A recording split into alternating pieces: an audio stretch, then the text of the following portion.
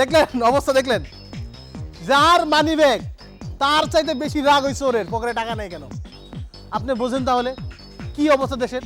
চোররা কিন্তু একদিক দিয়ে ভালোই আমার মনে হয়, কারণ তারা সবসময় মানুষের দোয়া করে, আল্লাহ মানুষের বেশি বেশি টাকা ইনকাম করে দাও, তাহলে চুরি করে খামু কি, তাই না? কিন্তু চোর তো চোরই ভাই। আপনারা সারা জীবন শুনছেন চোরের মায়ের বড় গলা, কিন্তু এইটুকু একটা চোর, তারও দেখেন যেই গলা, আবার তার জানি কত বড় গলা। দেখে আসেন, এই মাত্র খবর পাইলাম সে নাকি আবার চুরি করতে গিয়ে ধরা খাইছে, এক চোর 2 বার ধরা খাইছে। আমি হচ্ছি বিপদে, চলেন দেখে আসি।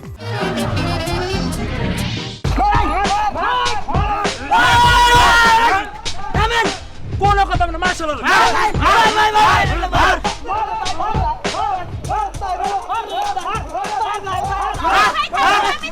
আপা আমার মাথা আপা, প্রতিদিন চুরি করে। তারপরে কিভাবে মারবেন নাকি? মানবতা বলতে কিছু নাই। আরে ডেলি চুরি করে এলাকা, ডেলি। আচ্ছা আচ্ছা দাঁড়া না, আজকে কি চুরি করছিস? আরে আজকে যে এরা চুরি করে ভাগতেছে এলাকা। তোমার ব্যাগ। আরে হ্যাঁ তাই তো।